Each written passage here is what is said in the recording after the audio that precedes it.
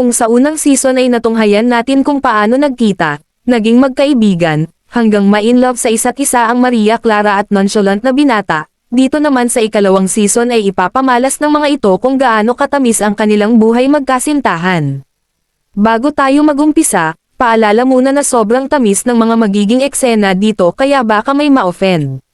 Simulan natin ang kwento sa paggising ni Amane, na hindi pa rin makapaniwala na kasintahan na siya ngayon ng dalaga sa kabilang apartment. Pagkapunta sa sala ay nagmuni-muni ito sandali hanggang sa dumating na nga si Mahiro. Maya-maya, akmang sasandal si Mahiro sa balikat ng binata ngunit pinigil nito kaya naiyak ang dalaga. Paliwanag nito na nahihiya lang ngayong magkasintahan na sila.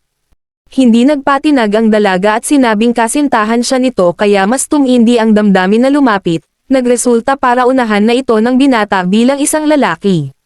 Bagamat opisyal ng magkasintahan, bago pa lang ito para sa dalawa at hindi alam ang ginagawa ng mga magkasintahan. Matapos magtanong ang binata ukol doon isa-isa nagbanggit ng halimbawa ang dalaga, subalit lahat ng mga iyon ay ginawa na nila. Nahihiyaman pero inamin ng dalaga na umaakto na silang magkasintahan bago pa maging opisyal, at ginagawa niya iyon para mapansin ng binata. Kaya, imbes na mag-alala ay sinabing hayaan na lamang nila ang lahat sa naturalisa at kumilos ayon sa damdamin. Humingi ng paumanhin ang binata sa mga kinilos kanina sabay hawak sa kamay ng dalaga, ipinangako na ipaparamdam ang init ng kanyang pagmamahal na ikinatuwa naman nito. Nagmungkahi ang dalaga na sabay nang pumasok sa sunod na linggo, at walang alinlangan na pinayagan na ng binata. Kahit magkasintahan na, nahihiya pa rin ang dalaga na makitang nakahubad ang binata, kaya bulong nito na paano kapag yung sa ano na. Para alisin ang mga kalikot sa isip nagmungkahi ng binata na mag-almusal na muna. Matapos ito ay nalungkot ang dalaga na mahihiwalay saglit ang binata sa tabi, kaya niyakap nito ito ng mahigpit para mag-charge ng energy. Sambit nito na magde-deploy agad ng angelic expansion, para i-counter ang susubok manlandi sa binata. Bagamat sinabing sayo lang ako, ayaw din ng binata na maging sweet ito sa harap ng madla dahil siya lang dapat ang makakita sa side na iyon. Matinding pinsala ang nadama ng dalaga, pero dahil umamin ang binata na ganoon din ang feeling ay quits na sila. Habang naglalakad ng magkahawak kamay na paiyak ang mga fan ng anghel dahil taken na ito, kaya naghanda ang binata sa kung anong reaksyon ng madla pagpasok sa paaralan. Biglang dumating si Chitose at tinukso ang mga ito na sa wakas nangyari na, sa kabinati si Mahiro na sa wakas ay nabasag din ang domain ng manhid na binata. Humingi ng paumanhin ang binata dito dahil hindi agad sinabi, subalit baliwala sa dalaga dahil bukod sa inasahan na ay alam na busy ang mga ito. Pagdating sa paaralan binati si Amane ni Kadowaki at Atsuki, naginiit na nakakapikon ang kabagalan nito kumilos at nagpahiya naman dito. Maya-maya, lumapit ang isang kaklase sa binata at napansin na gwapo na ito at approachable kesa dati. Tinanong nito ang binata kung sila na ni Mahiro dahil sa hawak kamay kanina, walang alinlangan inamin nito na nagpagulat sa mga martes. Matapos matanong kung paano nagumpisa, sinabi ng binata na nagkita lang sunod naging magkaibigan hanggang eto na. Biglang dito na inamin ni Mahiro na matagal nang gusto ang binata, at kaya nag-holding hands kanina ay para ipakita na akin lang ang asawa ko si Amane. Banat ng binata na siya ang nagkagusto dito pero giit ng dalaga na siya ang nauna, pinanto na masyado lang kasi itong manhid noon.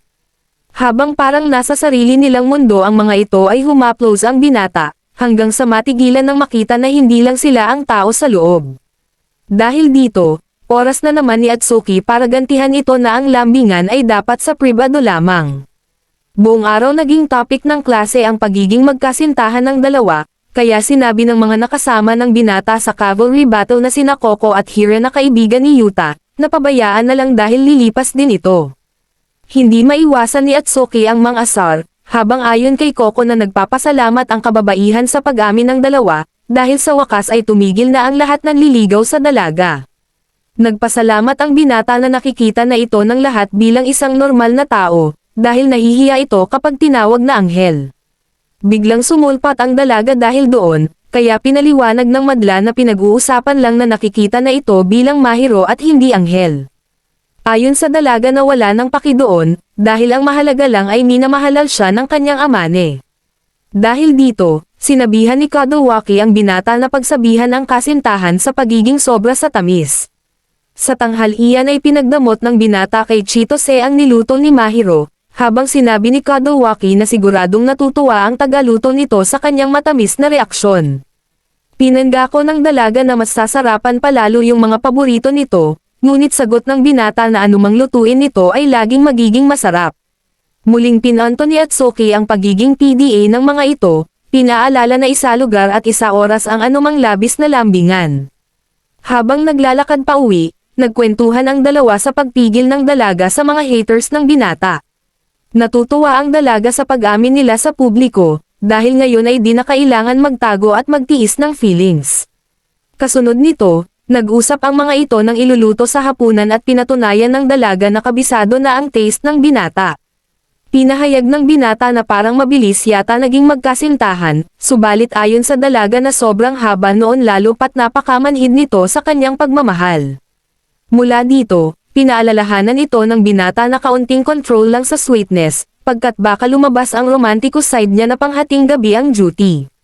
Kinabukasan, napansin ng binata na parang mas naging takaw atensyon ang kasintahan kesa dati. Ipinaliwanag ni Atsuki na normal ito pagkat dati ay madami ang boundaries ng dalaga dahil sa anghel na taguri, ngunit matapos na makikilala ang binata ay mas naging masayahin ito at naging approachable. Inamin ng binata na dapat ay natutuwa sa development ni Mahiro, ngunit pag naiisip na nakikita ng iba ang normal na side nito ay di maiwasan ang magselos. Dahil dito nagpayo si Atsuki, na anuman ang mangyari ay dito lang ipapakita ni Mahiro ang iba pang mga side. Pagkatapos ng klase, sinabi ni Ayaka na tila naging approachable na ang binata mula nang maging kasintahan si Mahiro, kumpara dati na napaka-nonchalant ng vibes nito at introvert pa. Humingi ito ng paumanhin, subalit ayon sa dalaga na okay lang dahil may ganoong uri naman talaga ng mga tao. Inamin ng binata na kailangan ng umalis sa comfort zone, dahil kung gusto makasama ang dalaga ay natural na dapat na ding maging sociable. Humanga si Ayaka dito, at pinanto na ang pagnanais nitong mag-improve para kay Mahiro ay dulot ng pagmamahal. Sunod na dumating si Mahiro kaya nagpaalam na si Ayaka para makapag-usap ang mga ito, ngunit nagbigay muna ng matamis kay Amane sa isip na baka mag-kiss ang mga ito. Samantala, nagselos si Mahiro na may nagpasaya sa binata, kaya agad ni-reassure ito nito na sayo lang ako mahal ko. Nagyakap ang mga ito, at pinag-usapan ang magagandang pagbabago mula nang maging magkasintahan na sila. Isang araw habang naglalakad sa gitna ng ulan, sinabi ng dalaga na ayaw ito dahil nahihirapan ayusin ang buhok kapag basa, ngunit giit ng binata na okay lang dahil cute ang hairstyle nito ngayon. Ayon pa dito na gusto ang ulan dahil ito ang dahilan kung bakit sila nagkakilala, at hindi magsasawa na payungan ito magpakailanman. Pagka-uwi, tinanong ng dalaga si Amane tungkol sa mga pinag-usapan nito at mga kaibigan kanina, at nagdulot iyon ng kaba sa binata. Habang nasa PE class kanina, inasar ito ng mga kalalakihan dahil sa biglang pagiging sweet at malambot ngayong may kasintahan na. Dahil nakakahiya ay pinili ng binata na wag sabihin ito, at tinanggap naman ng dalaga na pinapaalala sa manonood, na dapat may lugar pa din ang privacy kahit pa sa mga magkasintahan. Banat ng romantiko na kaya naman mahal kita, na tinugunan ni romansa ng ganoon din ako sayo. Ganun pa man, nagpaalala ang binata na huwag nitong i-share lahat ng tungkol sa kanila sa pasaway na mentor nito. Dahil may pupuntahan nagpaalam ang dalaga na hindi makakasabay pag-uwi mamaya, at binalaan ang binata na hindi ito pwedeng mag-entertain ng ibang babae. Siniguro ng binata na loyal siya at hahaplos sana dahil sa cute ang selosa, ngunit pinigilan ang sarili matapos makita ang mga martes na naghihintay lang ng pwede chika. Bilang responsableng kasintahan, ipinaalam ni Mahiro na sasama kay Chitose para bumili ng panligo para sa pool adventure ngayong summer. Nagulat ang binata dito, pagkat hindi marunong lumangoy ang dalaga at ayaw din matuto kaya ito nag-enroll sa eskwelahan na walang swimming class. Tinanong ito ng dalaga kung anong outfit ang gusto, agad sinabing wag yung revealing dahil nakakainis ang mga nyakol na titingin dito. Kinulit ito ni Mahiro na gusto itong pasayahin kaya hihingi ng payo kay Chitose, nagresulta para sawatahin agad ng binatang ayaw mapinsala ng sexiness ng kasintahan. Kinagabihan, matapos maligo ay inabutan nito ang dalaga sa sala, na agad naman nahiya nang makita ang hubad nitong itaas. Habang nahihiya ay nilapitan ito ng binata na muling nagpakaba dito, kaya nilinaw ni Amane na dapat masanay na ito lalo't lalanggoy din naman sa pool.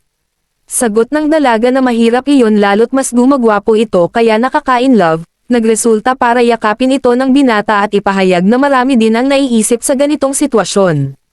Agad rin itong umatras at nagsorry na baka natakot ang dalaga sa motibo ng sinabi, subalit giit nito na nahihiya lang kapag naiisip na lalaki talaga ang kanyang kaharap ngayon.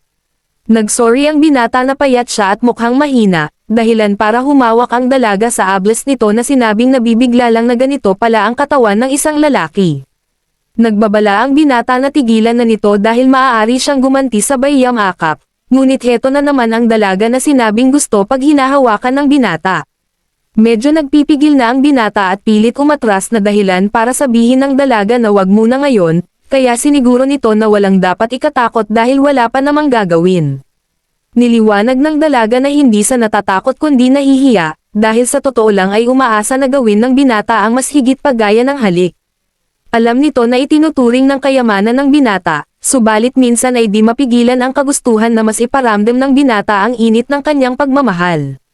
Dahil di na kaya ang temptasyon ay niyakap na nga ito ng binata, at saka nasambit ng dalaga na dahil sa pagtuturo ni Koyuki, ay alam niyang bihira ang mga lalaking marunong rumispito at gumalang sa damdamin ng kapareha gaya ni Amane. Buong puso nitong sinabi kung gaano nagpapasalamat na na-inlove sa binata, dahilan para halikan na ito nito sa pisngi. Nag-aalala ang binata sa reaksyon nito, ngunit sweet lang itong bamulong na imposibleng hindi gustuhin ang halik ng boyfriend. Dahil sobra na si romansa, di na pinigilan ng romantiko ang sarili na markahan ito sa balikat.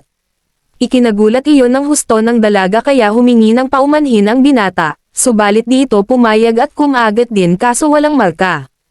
Kinabukasan, laking pasalamat ni Atsuki na sa wakas ay tapos na sila sa klase at summer vacation naman. Binalaan nito ang binata sa pagiging PDA na itinanggi nito at sinabing lambing lang, ngunit ayon kay Kadowaki na sobra talaga ito kaya bawasan naman paminsan-minsan. Nang gabing iyon, binuksan ng binata ang usapin tungkol sa pagpunta nila sa bahay ng mga magulang at nag-usap ang mga ito sa plano. Nagkasundo ang mga ito na 2 linggo silang mananatili doon, saka tinanong ng binata kung dapat na nilang sabihin sa mga ito na sila na. Kabado ang dalaga at hindi alam kung ano ang dapat gawin, subalit dahil sa parang inaangkin umano nito ang binata sa ina ay mabuti nang umamin. Banat ng binata na siya ang umaangkin dito kaya kinundina na ng dalaga sa pagiging sweet tongue, ngunit pinasundan lang nito ito ng isa pang sweet na komento. Sa araw ng bakasyon, pinakita na ni Mahiro ang swimsuit na talaga namang literal nagpanganga sa ating bida. Akala pa ng dalaga na ayaw nito, kaya heto't nagpakatotoo ang binata na sobrang ganda nito, sabay takip dahil gustong ipagdamot ang ganda ng kasintahan. Hinailan nito palayo ang dalaga na nagtanong kung mas tititigan siya nito kung sila lang, sumagot na baka hindi lang basta tumtitig kundi yakapin pa ito. Dahil honest sa feelings ginantimpalaan ito ng dalaga, kung saan nasambit ng binata na absent yata ang angelic side nito. Sagot nito na pwede maging anghel o succubus ang sino mang babae sa boyfriend nila, kaya walang nagawa ang binata kundi labanan ang tukso. Maya-maya, habang nasa pool ay kabado si Mahiro sa isip na malunod sa hanggang bewang na lebel ng tubig. Siniguro ng binata na ima-mouth to mouth ito pag nalunod, kaya napatanong ito kung kailangan ba talaga malunod para gawin nito iyon. Sagot ng binata na mali ang panahon at lugar kaya sinabi ng dalaga na baka ayaw nito, nagresulta para isiga ng binata na laging naiisip iyon sa bawat sandali. Dahil dito ay nahiya ang loko pagkatapos at sinabing maghintay muna ang dalaga, napaisip kung hanggang sa anong level ang allowed na para sa dalaga. Kasunod nito, gumamit ng salbabida ang dalaga kung saan sweet naglaro saglit ang mga ito. Nang bigla, nahulog ang romansa kaya agad kumilos ang romantiko para sagipin ito. Habang hawak ng binata, bamanat ang dalaga na hindi naman nag-aalala na mahulog pagkat siguradong sasaluhin ng binata. Maya-maya, habang nagpapahinga ay hiningi ng dalaga ang inumin ng binata kung saan halos masuka ito.